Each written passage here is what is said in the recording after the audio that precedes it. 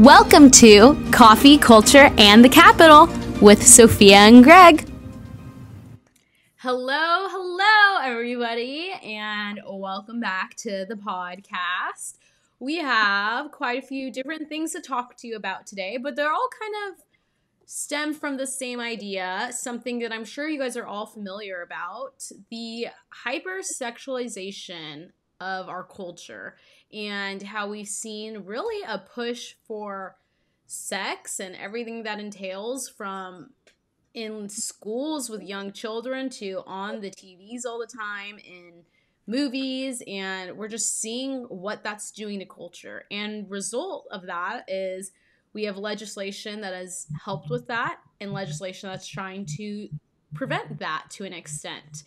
So 3 bills that we're going to dive into today. 2 are good, one's not so great. But before we get to all of that, we have some really exciting events coming up. Greg, what is going on at the state capitol on April 21st? I have no idea, even though we keep talking about it over and over, but it is the March for Life. Yes. This is something we do every year where a couple thousand people show up at the Capitol to advocate and cheer the value of human beings from conception to natural death. And so here in California, this Capitol building seems to celebrate the killing of unborn children. And that is particularly sad. And so as Christians who love our neighbors, our obligation is to stand up and speak for the good, to stand up and speak for their value. That's what love does. It doesn't just sit back and watch and complain and say, oh, well, it's not my problem. No, you were put here on the earth to be salt and light. That means a preserving agent, to stand on a hill. Don't put your light under a bushel, right? And Jesus said we're the light of the world, and that means standing up for the value of human beings, no matter how big, no matter how small. Absolutely. And so that's why you guys should all join us on the steps of the Capitol Monday, April 22nd. So join us there. We have events starting as early as about 9:30, 10 a.m. You can go on a Love Life prayer walk to the Planned Parenthood across the street to pray outside of the Planned Parenthood. We're going to have booths with amazing organizations lined up on the Capitol grounds, so you can check all those out. At 11 a.m., we're going to have prayer and worship on the steps of the Capitol. At noon, we are going to have the March for Life rally, so some amazing pro-life speakers. And then at 1 p.m., we're going to March for Life. So it's a great day full of lots of events. You can also go lobby to your legislators after you march. So be there, join us there. You can find more information at californiafamily.org. You will see we have our March for Life tab on the front top of our website. As well as the night before, we have our Defending Life dinner. So join us for that. It's a great time to get together and just form community and be able to talk about what's going on here in California around the issue of life. So join us there. If you go to californiafamily.org/life dinner, you can find information and get your tickets. So we'd love to see you all in person and not just over the screen like this. So get your tickets, discounted room rates, all of that on our website. Click on the March for Life tab. But with that, let's dive into it. So Greg, you testified this week on a bill that we saw last year, and we see it come back and introduced very similar this year. What was going on with SB 954? Yeah, well, we have an STI, sexually transmitted infections epidemic here in California. And the legislature is trying to figure out what to do, right? And so they've been promising that, comprehensive sex ed in all schools and more condoms, make sure kids know about all types of sex they could possibly have, and make sure they're fully informed. That's all going to result in lower STD rates. That's what they've been telling us, but the exact opposite has happened. And so I kind of explained that in my testimony and kind of confronted them about, hey, you've tried all this and it's only gotten worse. And so why don't we watch the testimony that I can comment afterwards? this bill promotes a hookup culture where youth have meaningless sex for fun with multiple partners. How many young people are you willing to sacrifice? Here, members, my name is Greg Burt with the California Family Council. For over a decade, this legislative body has championed the distribution of condoms and comprehensive sex education as a panacea for our youth's escalating sexually transmitted infection rates. Yet as these rates have soared, so has your reliance on these measures, culminating in the passage of the California Healthy Youth Act in 2015. This law was supposed to protect kids from STIs and slow infection rates. But ask yourself, did it work? Did STI rates go down? No, the exact opposite happened. STI rates have reached epidemic proportions, with syphilis and gonorrhea rates skyrocketing by 320% and 190% respectively over the last decade or so. So where does the author get her confidence that free condoms is the answer? Does this bill require warning labels on condom dispensers telling teens that latex will not protect them from syphilis? Condoms also won't protect teens from herpes and genital warts and monkeypox, because these STIs all spread by skin-to-skin contact. Ultimately, you will have to convince youth to stop having sex with multiple partners if you want to stop the spread of STIs. Handing out free condoms does not send that message. Instead, it gives kids a sense of security and tells youth self-control isn't required when it comes to sex. I believe real change will only happen if you promote the truth that those with the most fulfilling and healthy sex lives are those who treat sex as a special and intimate act shared in a monogamous, committed marriage. But instead, this bill promotes a hookup culture where youth have meaningless sex for fun with multiple partners. How many young people are you willing to sacrifice? What STI rates are you willing to tolerate before you will consider different options? Please vote no on SB 954. Thank you. Madam Secretary, so we have a motion. Madam Secretary, would you mind taking the roll? File item 4, SB 954, Menjivar. Motion is due pass to Senate Health Committee. Newman. Ochoa Bogue. No. Ochoa Bogue, no. Cortese. Aye. Cortese, aye. Glazer. Aye. Glazer, aye. Gonzalez. Smallwood Cuevas. Aye. Smallwood Cuevas, aye. Wilk. No. Wilk, no. Thank you, and we'll leave that on call for the rest of the members. That was great. I mean, I couldn't have said it better myself. This isn't stemming from just, people might think, oh, why are you saying no to condoms? Isn't that going to be worse? And it's like, no, first of all, why are we pushing this sexualization on children? And all the reasons you laid out. At the end of the video, you saw everyone vote. Of course, there wasn't enough people there, but the votes did get put in later, and it did pass 5-2, so it will be off to the next committee. But Greg, tell us more about it. Well, yeah, I mean, we've been having this debate for decades, right? And this debate between, well, should we hand out condoms to kids because we know they're going to have sex anyway, right? Or is it better to tell them to wait, right? Is that realistic? And right, so this state has kind of poo-pooed abstinence pushes, and instead, sends out a message to kids. We know you can't control yourself, so you better here. So the best thing you do is wear a condom. But the thing with condoms, they don't work on the diseases some of the diseases that are at epidemic levels, like syphilis. They don't protect you hardly at all for syphilis. And so, are they warning kids that? No, they're pretending that these condoms will protect them. And so kids don't have to work on controlling and tempering their sex drive and channeling it into, waiting for that perfect person they want to commit their lives to. Instead, they tell kids, hey, and this particular bill, what it does is it forces every school to mandate that all 9th through 12th graders are told where they can get free condoms on campus with no questions asked. They're just going to be a dispenser, a big box somewhere where they can go and get them, right? And then every sex ed class, both in junior high and high school, is now going to be able to hand them out to every kid in the class. And if a school can't afford it, then Planned Parenthood and other third parties can supply the condoms, right? And so Planned Parenthood would love that because they put the little logo on there, right? They say, have fun, or they have some vulgar messages on these condoms from Planned Parenthood. We've got them at the Capitol, sent to each of the offices on Valentine's Day.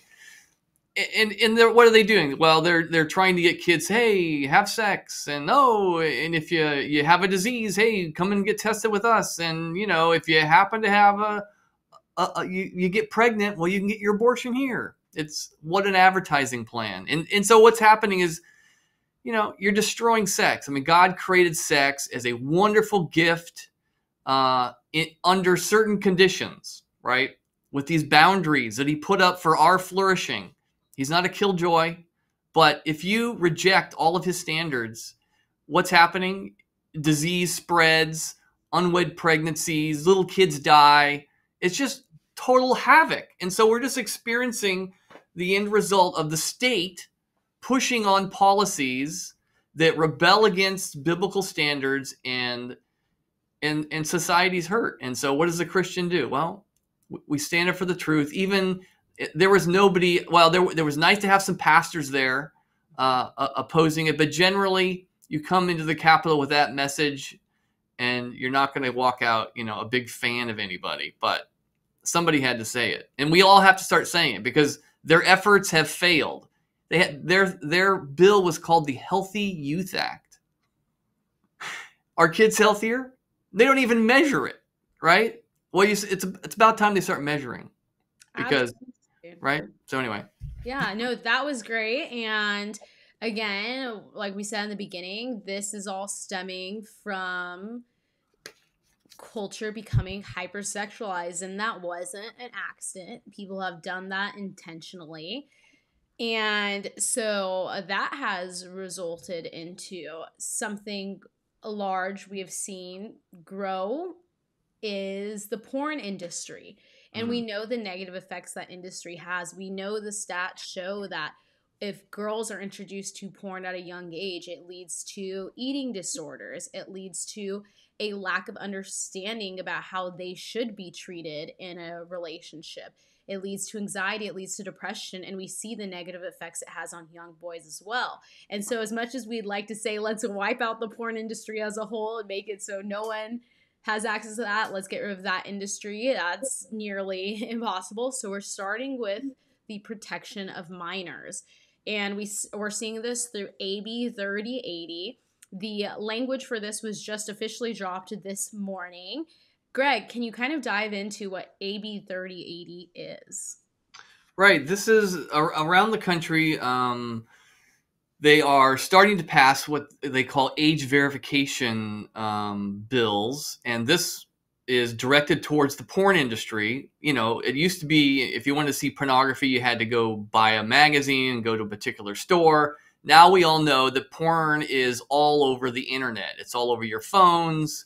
It's easy to access, and that's exactly how the porn industry likes it. They want you to start early, and they want you to get addicted and to be a lifelong customer. And so the state has an obligation to protect youth, and particularly it has the right to do so. And so what this bill is doing is telling pornography websites that they have to verify the age of those on their websites before they can see the content. And so these bills have passed in about 7-8 different states already. It actually had passed in Texas as one of the states, Louisiana, Montana, Virginia, a handful of others. And actually just recently, somebody sued Texas over this law, and a court case just came out where the porn industry lost, and a big pornography website called Pornhub decided, all right, well, if you are making us verify ages, we're just not going to show Pornhub in Texas. And so they pulled out. So I mean, that's their right. But age verification technology is very advanced now. It protects privacy, and we've crafted this bill in a way that it simply tells a porn website that you can't have youth accessing your material, and we do this for movies, right? You have to show your ID. We do this for drinking and alcohol. You can't sell alcohol to minors, so why in the world should we be selling obscenity to minors, right? So anyway, we're excited. This bill's been introduced, and we hope lots of people support it. Absolutely, and this is a common sense bill to support, so make sure to follow along at californiafamily.org. You'll see we have our bill watch list. Follow us along on Instagram, on social media at California Family Council. That way you guys can see we'll be posting about this bill. We'll be posting when it has a hearing, who to call, who to urge a yes vote from, and all that. So we'll keep you guys up to date on that. The states that a similar bill has passed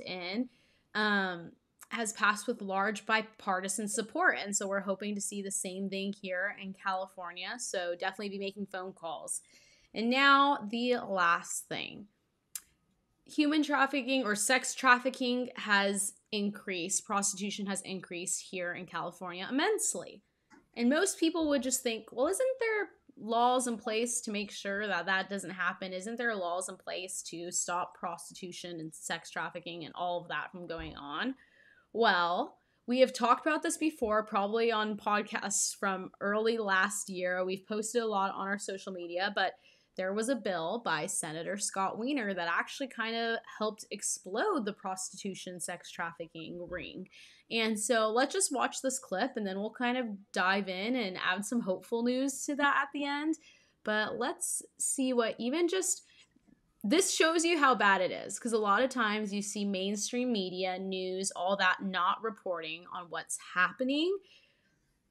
And this is getting reported on, and they're being pretty direct and honest and truthful about what's going on here. So let's check that out. Prostitution, they say, is out of control there. Some say a new state law decriminalizing loitering is making the problem worse. CBS 8's David Gofferson got video from this past weekend and went to the neighborhood today to see what's happening there. It's getting worse. The hookers are there day and night. All you have to do is look at this one video clip from Dalbergia Street in Barrio Logan, and it tells the entire story. A parade of prostitution this past weekend as the Johns drive by, and count them, 1, 2, 3, 4, 5, 6 women on the street flagging down cars appearing to solicit prostitution. And that's just one corner on one weekend night. There's just no patrolling of the area, there's no policing of the area, and it's a free-for-all anymore. And it's not just at night. I recorded this video today at 1 in the afternoon. In fact, all the video you see in this report was recorded over the last 2 months. The businessman who spoke to me wanted to remain anonymous because he's afraid of the pimps. We've heard gunshots in the middle of the day.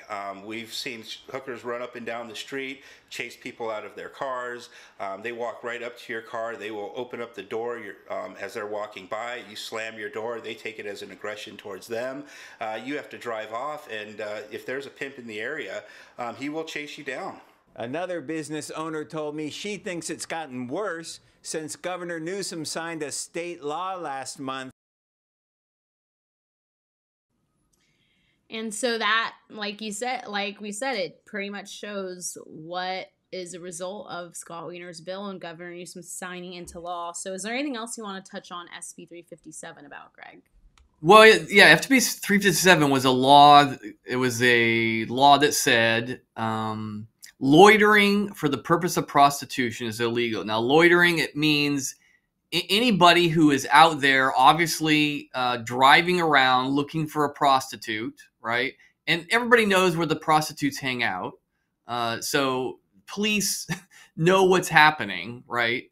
And if ladies that are out there, dressed in skimpy outfits, everybody knows what's going on as well. So police have a way to stop the open trafficking in neighborhoods that are usually in your poorer neighborhoods, right? Your red light districts. So this is just one way that police could talk to prostitutes, offer them help, separate them from their pimps, right?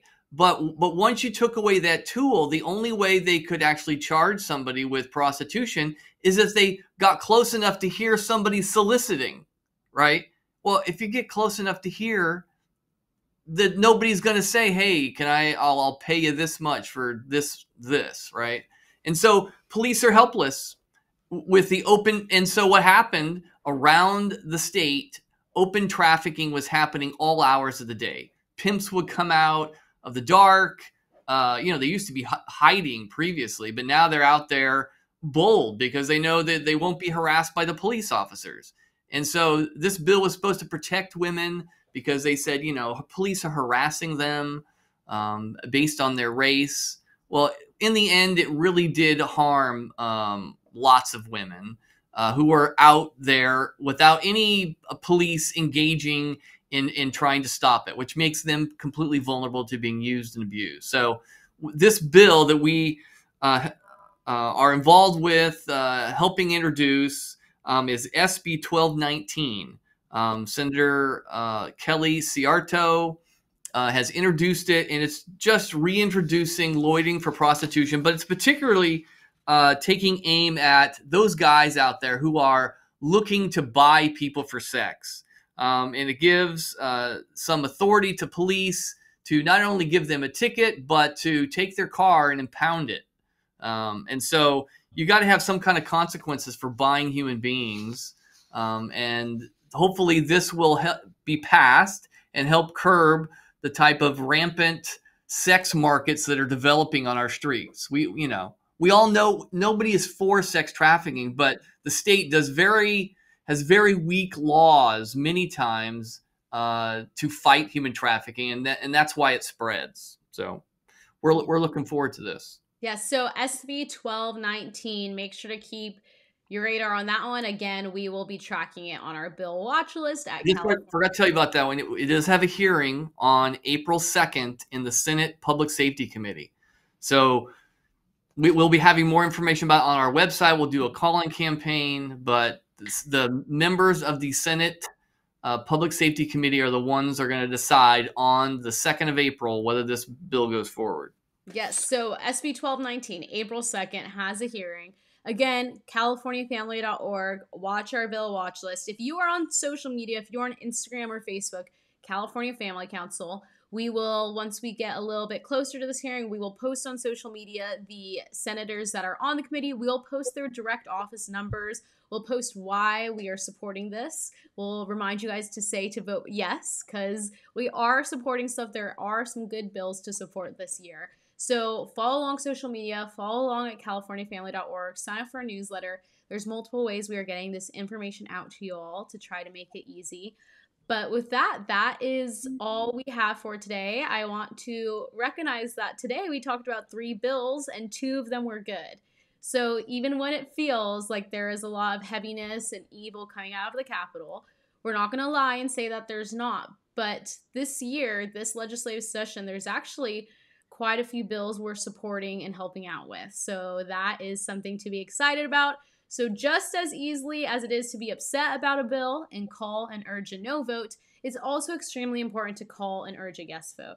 So stay up to date with that. And with that, we will see you all next time. We'll see ya.